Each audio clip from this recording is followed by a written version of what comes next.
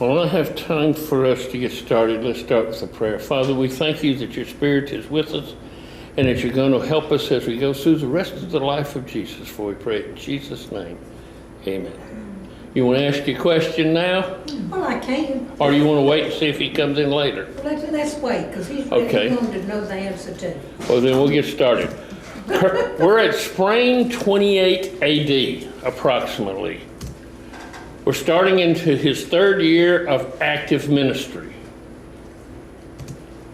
He's 32 years old and 1 year away from crucifixion. We're starting in at the Passover. Next Passover, he will be crucified at. He has been staying in Capernaum, and now he goes by himself down to Jerusalem for the Passover. While there, a woman is brought to him who has caught in the act of committing adultery. They ask him, should we stone her to death, trying to get him stirred up? He just writes on the sand. Finally, they push him again. He says, he without sin cast the first stone, and they all realize they all had sin. So they really cast the stone, and they finally all leave. And he doesn't condemn her either, and tells her, go back and sin no more. He teaches about the light of the world, that he's the light of the world. That true freedom, spiritual freedom, is found in him, not in just doing whatever you want to do.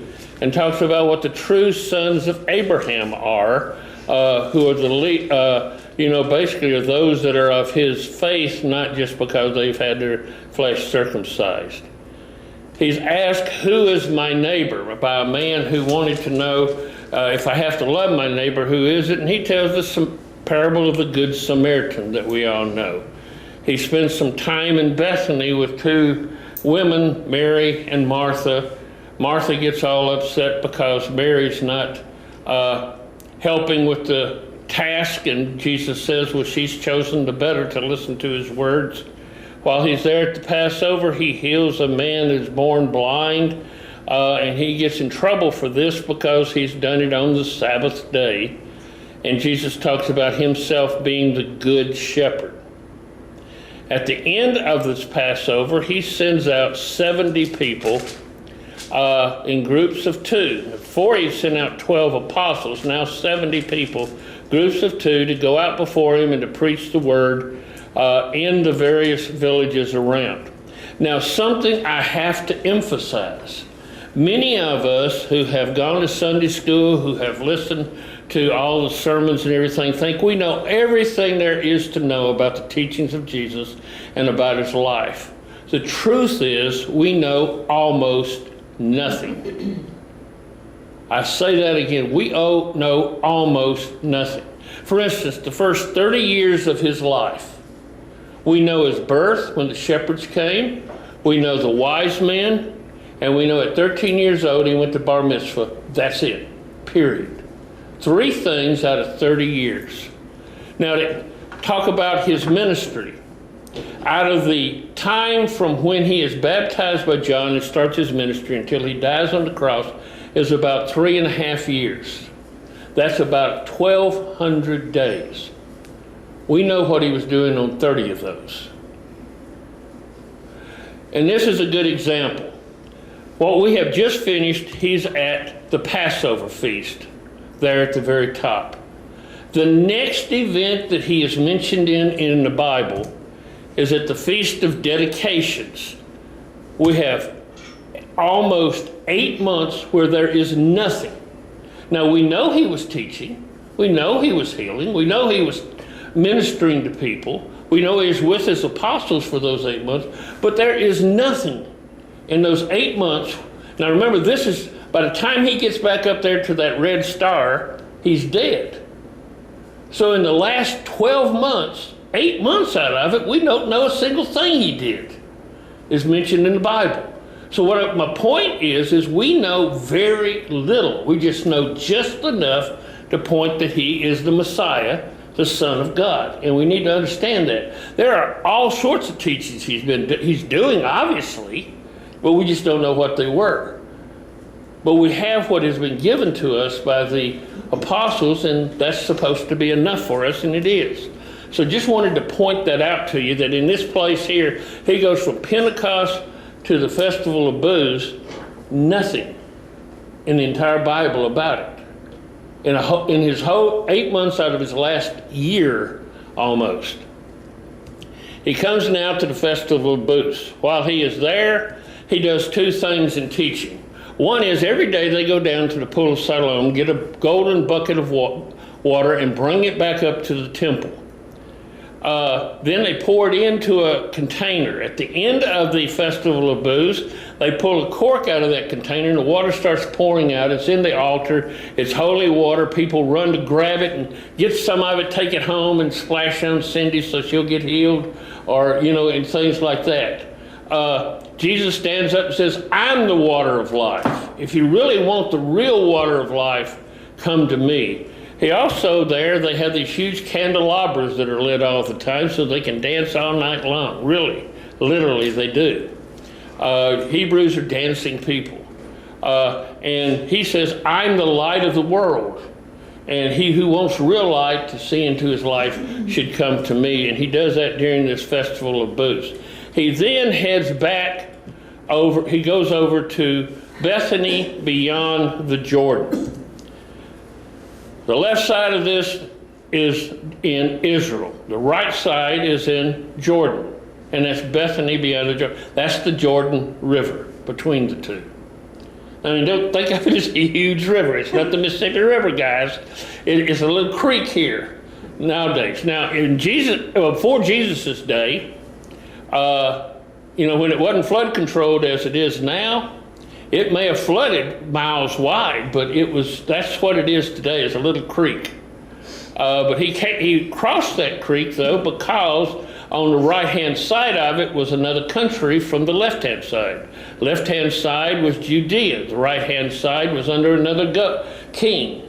And so he crossed that, and he goes there and he starts teaching. He teaches about how God cares for us, just as he cares for the sparrows. They don't sow, they don't reap, they don't work, but they have enough given to them by God.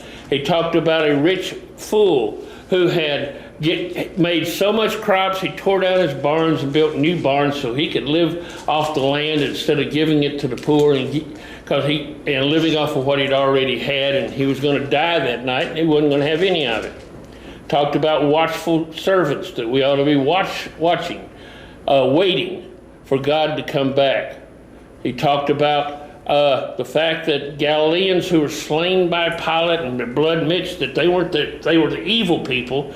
It's just we ought to be glad that we haven't had it done, because we're probably just as bad, but God in his mercy has taken care of us. And he talked about the parable of the barren fig tree. It's been planted in a vineyard, one of the best soils around. It's been carefully taken care of, but produces no fruit. Finally, the owner wants to cut it down, but the gardener says, let's do one more time. Let me water it real well. Let me put fertilizer around it. Let me do every possible thing that I can. And if next year it hadn't produced fruit, we'll cut it down. Talking about how if we don't bear fruit, it doesn't matter where we are, whether we're in the church or what. God's going to cut us down eventually. More teachings. He taught about the parable of the wedding guest. King had invited people to come, but they wouldn't come after all. They made petty excuses. And so he goes out and gets everybody in all the fields and brings them into his feast, and has a great feast. He talked about count the cost of living and following me. It is a cost to being a Christian, he says. Make sure you're willing to pay the price. He talks about the lost sheep, the lost coin, and the lost sons.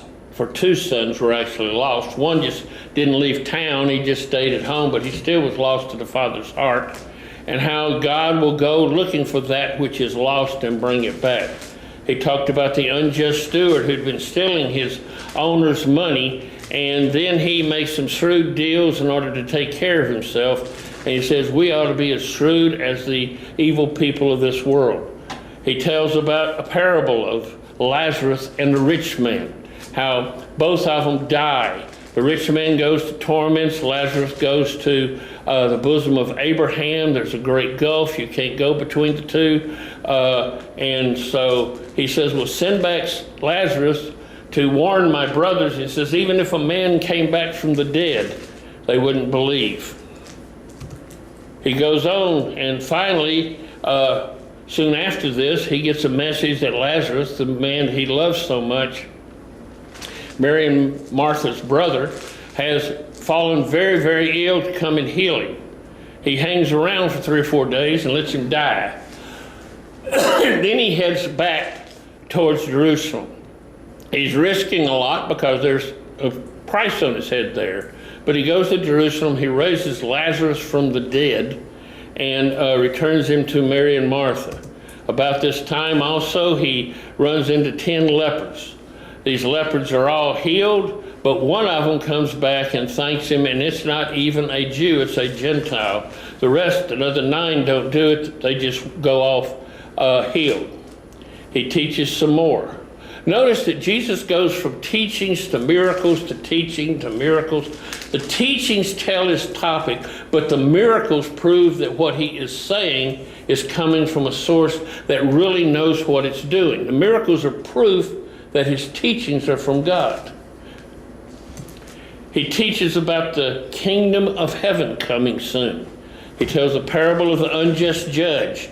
The widow wants him to give her justice. He doesn't care. He doesn't care about her, doesn't care about God, doesn't care about anybody. But if she pesters him enough, he'll give her what she wants. Talks about 2 men going to pray in the temple. Both of them went to a holy place. Both of them were doing holy things, praying. One was a Pharisee. One was a tax collector. One was a huge sinner, and one was the most righteous man you can think of. He was a deacon in his church, the preacher in the church.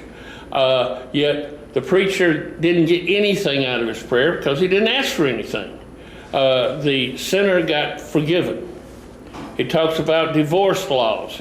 He sides with the women that it ought to be hard to get a divorce.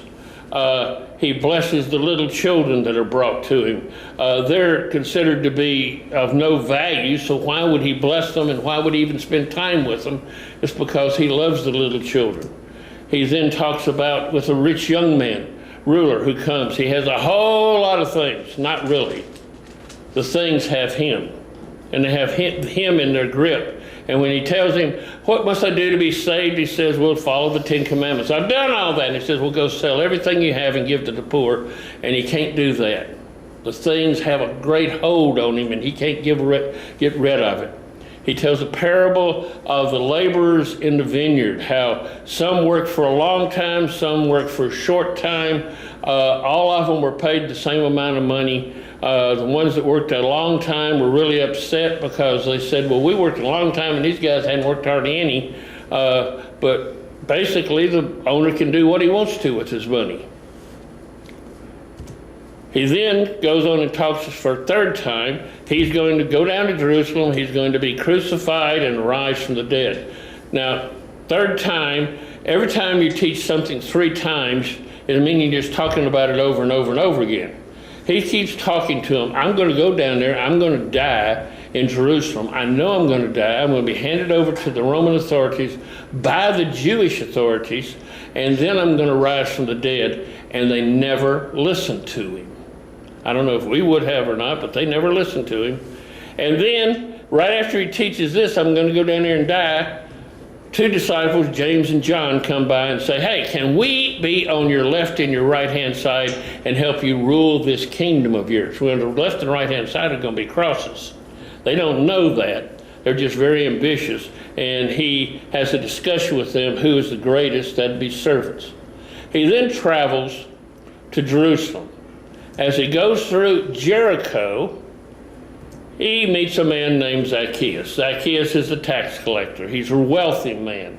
He's small. He's up in a tree because he wanted to see Jesus. Jesus says, hey, come on down. I'm going to go eat with you. Now remember, eating with somebody means that you're going to be their friend. So he's extending friendship to Zacchaeus, to a notorious sinner, who then I think makes a conversion experience and says, I'm going to follow you.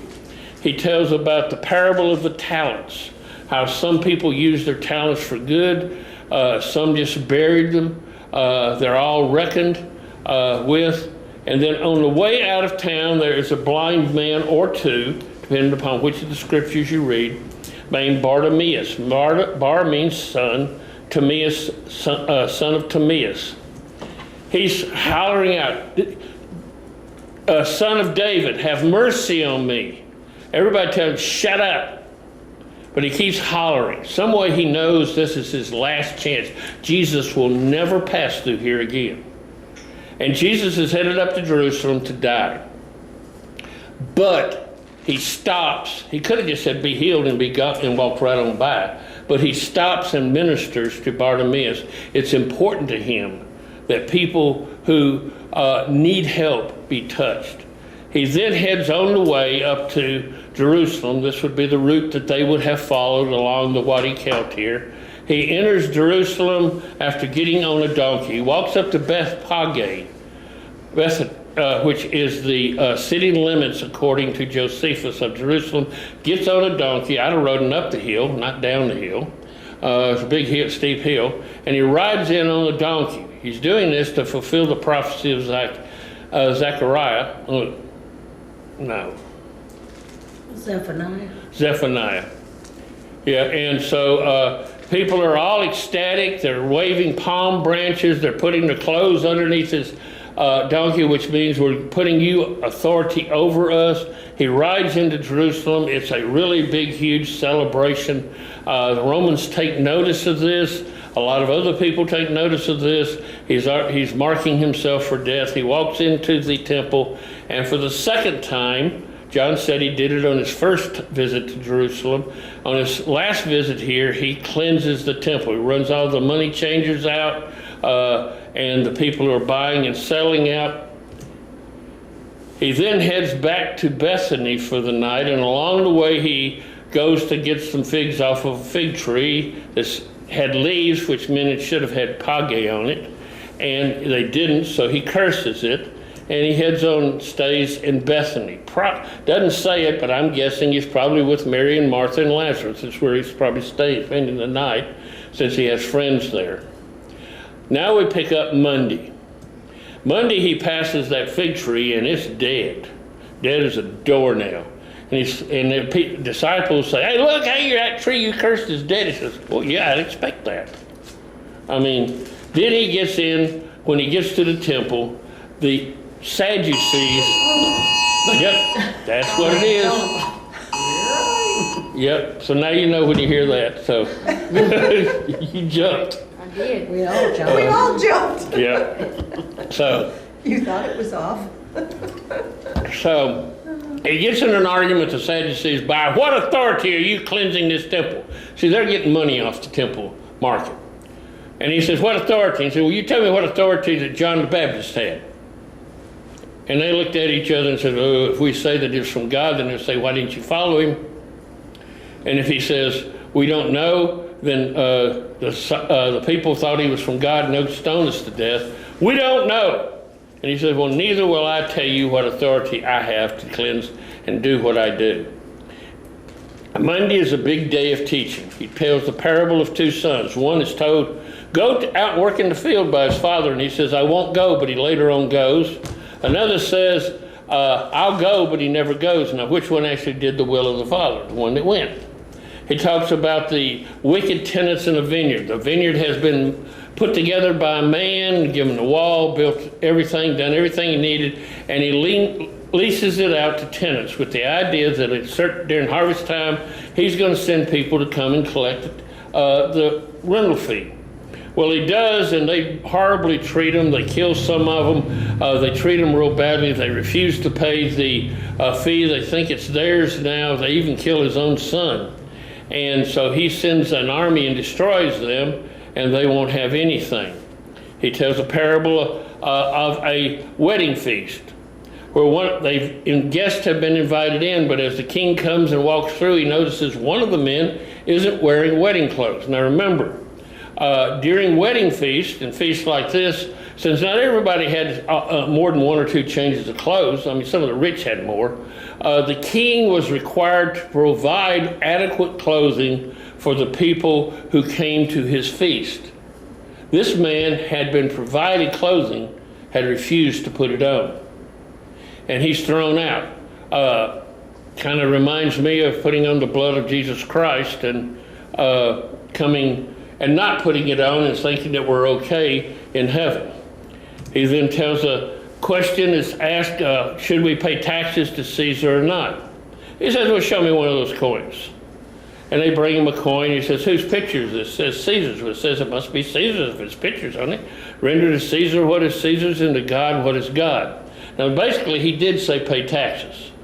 And that's going to upset the zealots a whole lot. He's got them upset at him now. Also on Monday, he's going to talk about the resurrection. Sadducees ask him only a stupid question. If a woman's been married to 5 different people and they've all died, and then she dies, which one is she married to in heaven? And he says, you're not married in heaven. You're asking the wrong question, but there is a resurrection. And then he goes on to talk about, they ask him, what is the greatest commandment? Realizing they had 635 commandments. And out of those commandments, they had some that might conflict with each other. So they had to rank them in order. This one's more important than this one. This one's more important than that one. So that if you had to break one in order to keep one, you broke the one that was the least one. Is that making sense, what I'm saying? So they would rank them, but then it comes the question, well, what's the top one? And Jesus says to love the Lord your God with all your heart, mind, soul, and strength. And the second one down from it is to love your neighbor as yourself. So love is the commandment that we need to do. And he says this sums up all the rest of them if you really want to know. He sits and watches a woman giving her widow's mite and says she's given more because she's given out of her need, whereas others just give out of their excess. He sits and talks out on the temple steps and says, woe to the scribes and Pharisees. He gets them all mad at him because he tells them they're not but like whitewashed tombs full of dead men's bones. They teach you one thing and then do another thing. Then he talked about the signs of the time, that end times are coming. Anybody could see that that was coming. He also teaches at this time the parable of the 10 virgins. 10 virgins have come to light the way for the wedding party. 5 had oil, extra oil, for when the lamps went out. 5 did. 5 were prepared, 5 weren't. 5 went into the wedding feast, 5 didn't be prepared.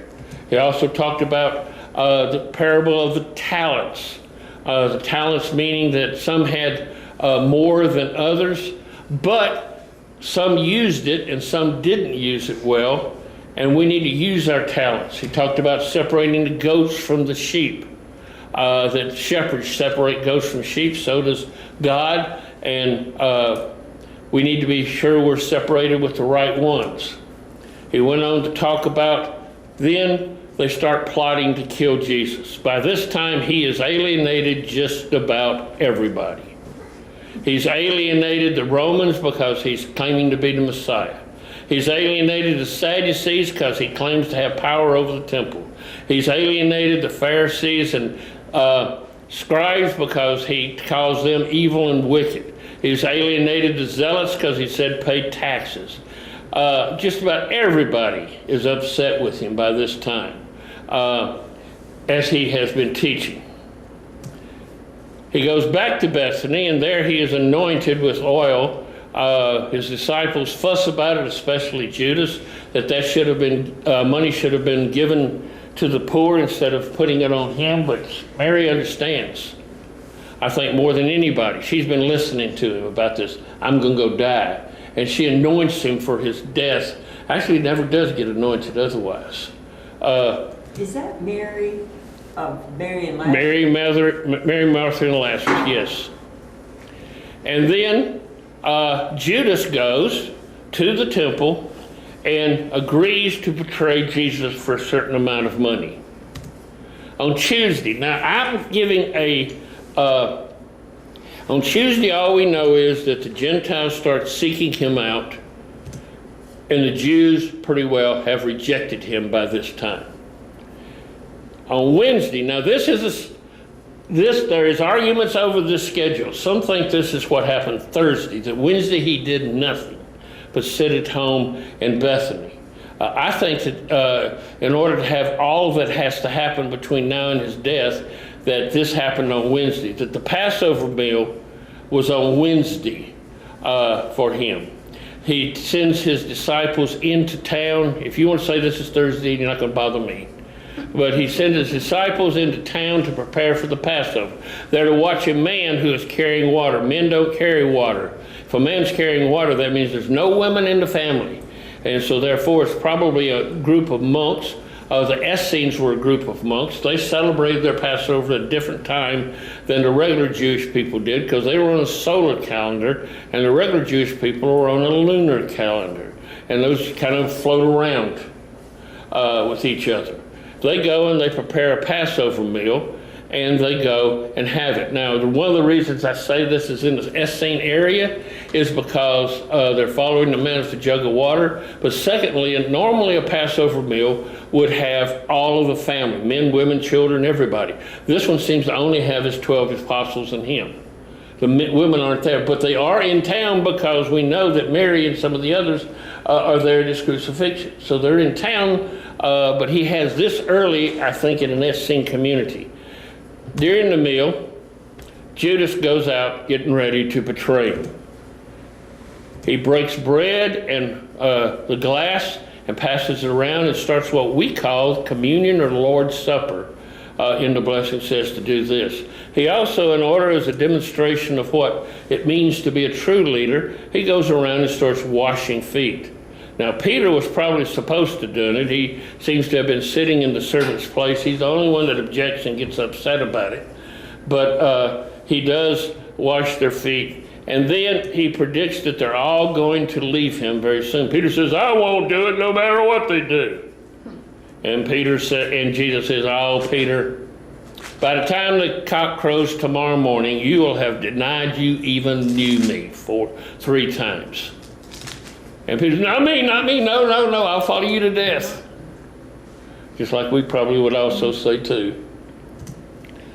Then he starts doing some teachings. He says, I am the way, the truth, and the life. No man comes into the Father but through me. He promises them that he will send them the Holy Spirit to live with them. He talks about him being the vine and them the branches. The vine is this hard wooden structure, which is, let me see if I can get my mouse over. This little part right here, the vines are this part up the branch is the part up here that actually produces the fruit, and how he is the one that we have to be rooted into, or we cannot produce fruit.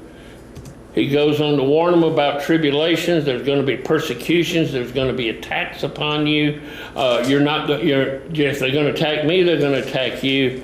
And then they go from the Passover place around Jerusalem over to Gethsemane. Gethsemane means the place of the pressing. It's an olive orchard, not a flower orchard. There he prays. Says he's under so much stress that his blood sweat comes out as great drops of blood, and that is known that blood vessels bleed into your sweat glands, and it just would drop off like it looked like blood. While he's praying there, his disciples fall asleep. They're all have had a big night. Judas comes and betrays him. Now, probably didn't kiss him on the cheek, probably kissed him on the hand. You kiss somebody on the cheek if you're equals. You kiss him on the hand if you're his disciple and he's your teacher. You kiss him on the foot if you're a servant.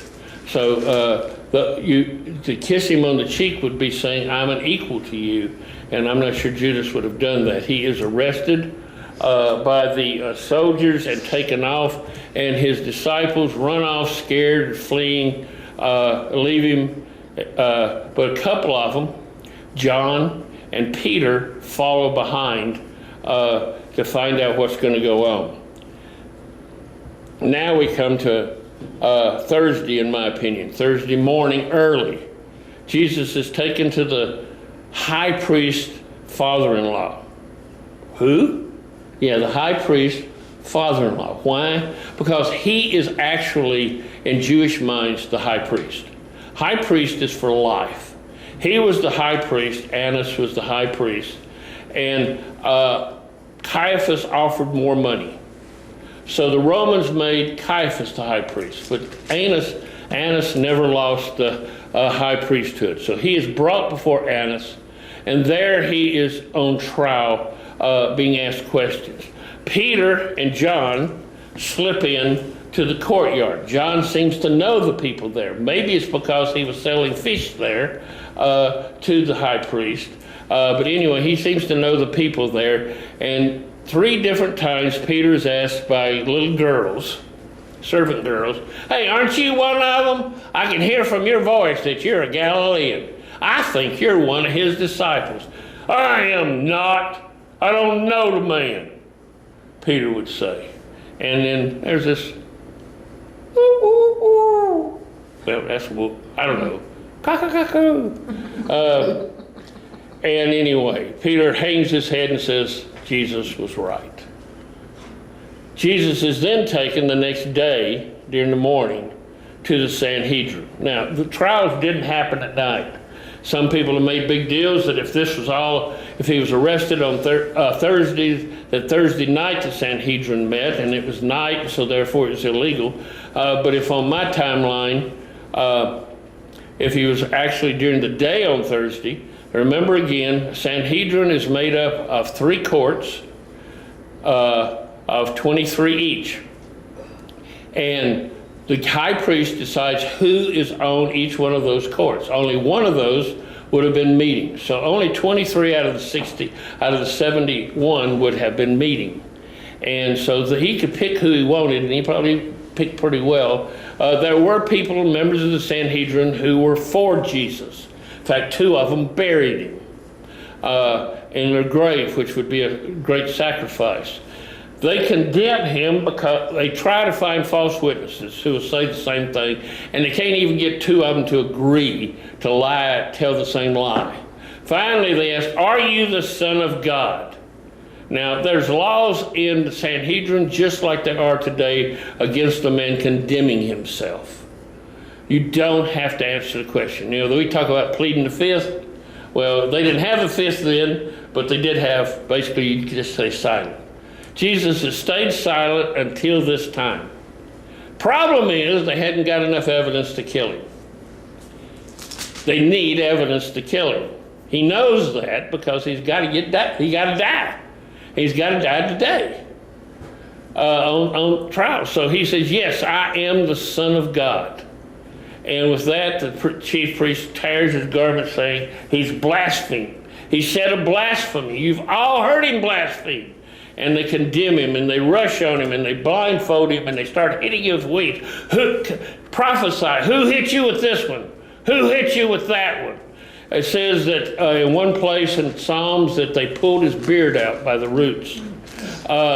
They beat him and abused him and throw him into jail, into a prison, probably into a cistern, tradition says, where he stays overnight. Judas, meanwhile, has realized he's messed up. Now, why Judas betrayed Jesus is all sorts of questions. Did he do it for the money? I don't think so. Why would he give it back? Why would he feel bad? I think he was trying to push Jesus' hand. I think he was thought that Jesus was the Messiah. What I'm going to do is I'm going to get the Sanhedrin to arrest him. And then when he's in jeopardy, he has to stand up and call his armies and defeat them and start his war to liberate the people. Didn't happen. Now he realizes he made a big mistake. He goes back and says, "I don't want the money anymore, y'all take it."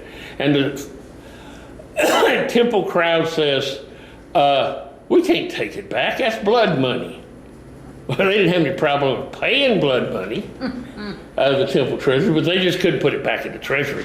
So he throws it back at them, and they use it to go out and buy a pauper's field where they'll bury poor people who have come to Jerusalem. They don't have any money.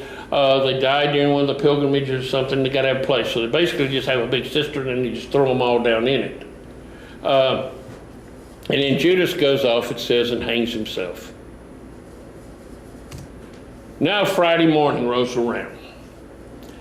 they pick up Jesus and they take him, the Sanhedrin does, before Pilate. Pilate is the ruler of the area at that time, the procurator from Rome. After examining Jesus and trying to understand what's going on, he comes to the realization that these Sanhedrin's just jealous of Jesus. He really doesn't want to kill him. He doesn't see any real reason to. I mean, Romans were actually just people, and I think he was a just man. He didn't really want to kill him, but he understands that it's just that his kingdom is not a physical kingdom; it's out of this world. He's looking for an out, and he suddenly hears he's from Galilee. Oh, well, that's not my territory. Sorry about that. I tell you what, let's send him over to Herod Antipas. And Herod Antipas has been looking for him. He thinks he's John the Baptist, maybe. He looks at him and says, nope, you don't look like John the Baptist. But I tell you what, I've heard you work miracles. Would you do me one? Would you do me a couple of miracles? Do me some signs. And Jesus just stands there. And Herod, after a while, gets tired of hearing it. He's not playing the game. So Herod has him dressed in a robe and taken back to Pilate. Now Pilate's got a problem. He's got to deal with this himself. So he still tries to release him. What he says is, I tell you what, it's the Passover bill. I usually release a criminal. Now, we got Barabbas in here. He's killed dozens of people. He's a robber. He's a thief. He's a insurrectionist. And I've got Jesus, who is your king. Which one would you rather me release? Well, the people say Barabbas. Now, I don't think that's very unusual. Remember, he was going to release somebody anyway. They do it every year. Most of Jesus' disciples don't even know he's been arrested yet, maybe. The apostles do, but some of the others don't. So the big crowd there might have been friends of Barabbas, who were willing to shout, release Barabbas. And then they say, well, what do you want me to do with Jesus? He says, crucify him. What has he done? Just crucify him. We'll take the blood on ourselves. And so he takes it, he has him turned over to the soldiers. They mock him, put a crown of thorns on his head, beat him, give him a scepter, put a robe on him. You see how bloody he is. And then when scabs start forming, he pulls the robe off. You can figure what that does. You ever pulled off a scab off your whole back before? Then they take and they scourge you with a cat of nine tails, which basically will just peel your skin off. A lot of people die from it, severing the backbone, whatever, but it's basically a leather thong with metal lead weights on it and fish hooks that tear into your skin and just pull off strips of it at a time. And so this would be probably a pretty good picture of what he'd look like after a scourging.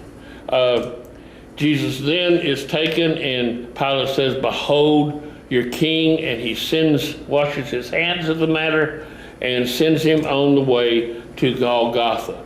On the way, he falls several times. Somebody has to help him carry the cross.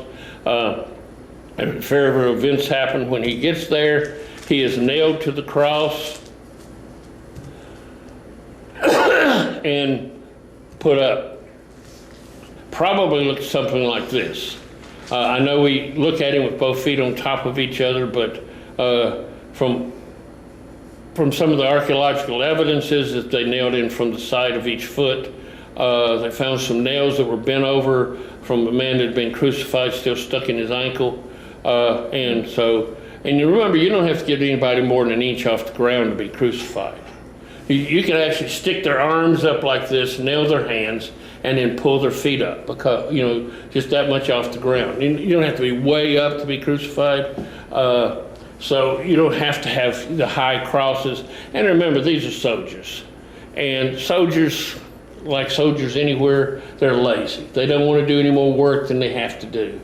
So they're not going to take a big lot of effort to do this. In fact, some people think that they just had tree trunks sitting up there, and they just carried the crosspiece, nailed him to the crosspiece, stuck it up as high as they could, nailed it to the tree trunk, and then nailed both feet.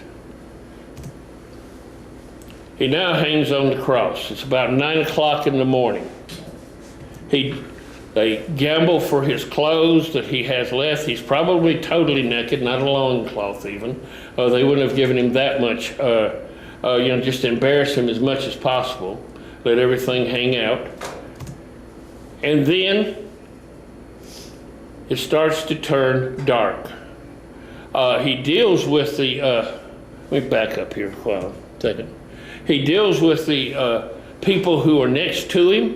One of them curses him out. The other one says, have mercy on me. And he says, you'll be with me in paradise today. Notice he didn't get baptized. He didn't even make a really big profession of faith. But he had faith enough in Jesus that he was going to be in paradise that he was. Then they gamble for his clothes, and at noon it turns dark. Sun goes out. I think it's because all the sins of the world has been piled upon Jesus, and the Father in heaven can't look upon him, so he just clouds it over so he can't see the sin on his Son. He just can't stand sin. People start mocking him. Hey, if you're the Son of God, come down off that cross and save yourself. You saved others, can't you save yourself? You can't do nothing. And he slowly hangs there until about 3 o'clock in the afternoon.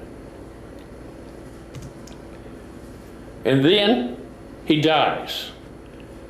At 3 o'clock down at the temple, they're starting to sacrifice the lambs for the Passover feast. So he dies the moment they start those sacrifices. And they'll be sacrificing those lambs for the feast that they'll be having that night. You say, well, wait a minute, I thought he just had one a few nights ago. That's right, he had one with the Essenes. Remember, they have a different calendar. They have a different time of Passover. They eat Passover differently than the Jews do. Now it's the Jewish time, the temple time, to celebrate the Passover. And so he also dies at the same time that the lambs are being sacrificed. He becomes our Passover. While he dies, the curtain in the temple is ripped in two. Now notice it didn't say a cross like this, like it was just so heavy that it just kind of ripped this away. It ripped up and down, which is not a way something hanging would rip normally. There's no stress on it that way. And also it says that people came up out of the graves and went around Jerusalem at that time. Now, I don't know who these people were, it doesn't really say, but that they came up.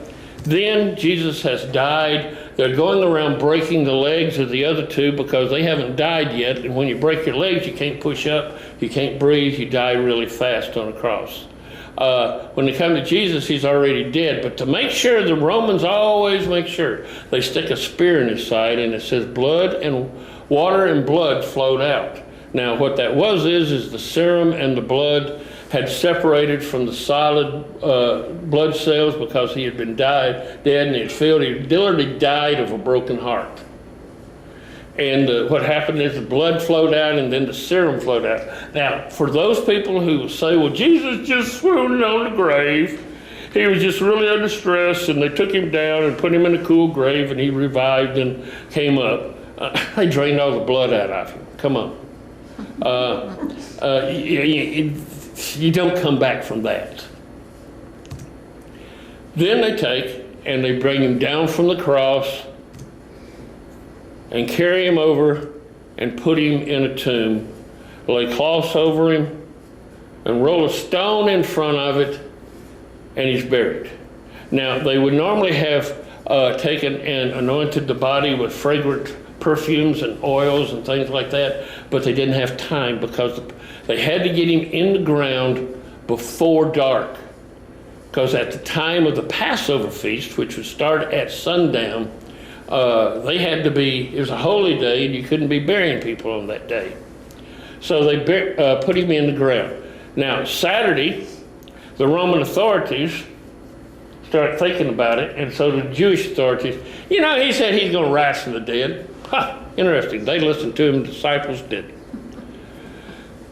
They go back and they seal the tomb, and they put guards on that tomb, so they make sure they don't come and sneak the body out. Now on Sunday, people say, wait a minute, 3 days and the ground from Friday night to Sunday morning, that's not 3 days. Well, yes, it is. Jews count a part of a day as a whole day. So let's say, remember, Thursday tonight is going to start at sundown. So let's say sundown 6:30. If you did something starting at 6 o'clock, you've done it for today. So that's one whole day they would count. Then it happens tomorrow, that's another day. And then you do it 1 hour the next day, well, that's a third day. Is that making sense?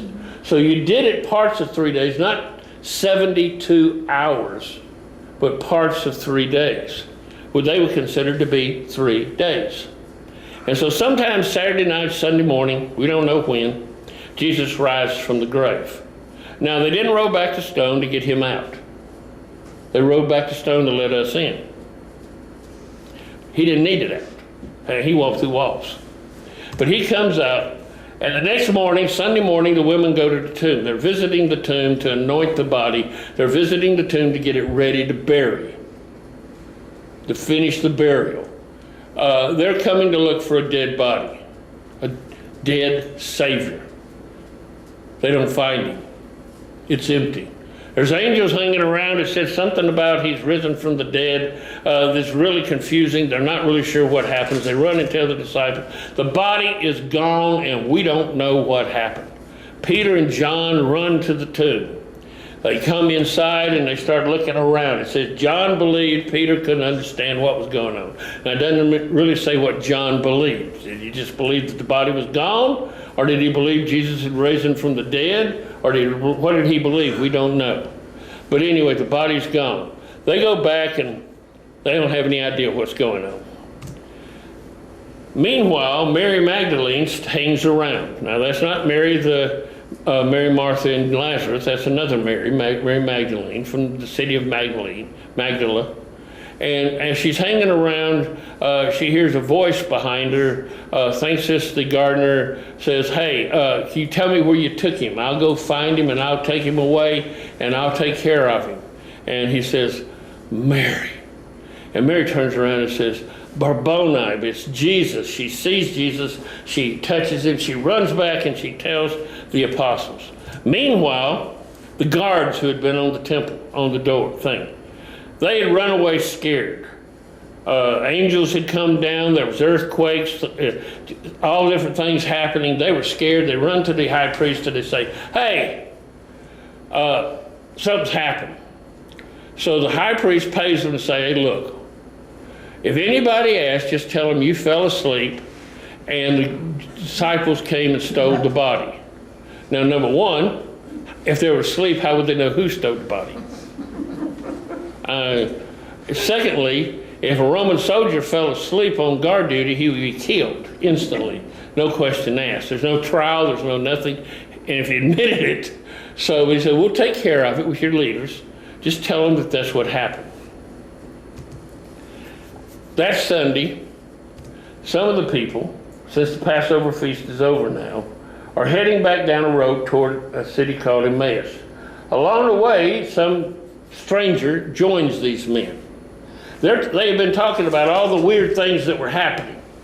And Jesus says, what weird things? He says, today something, Jesus was crucified and now some of the women, you know how women are.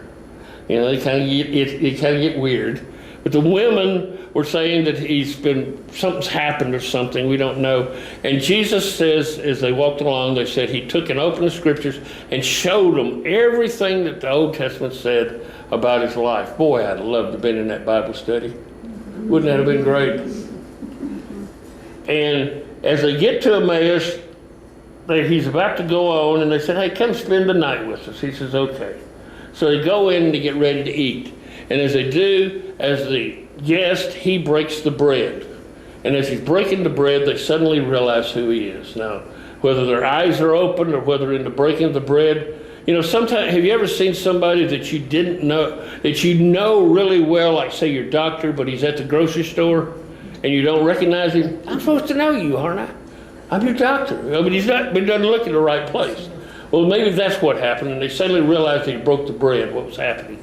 Anyway, they get excited and they run back to Jerusalem in the dark, which is a really dangerous thing to do.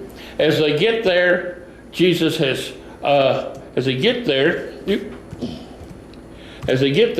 Jesus appears to the disciples also, all 10 of them.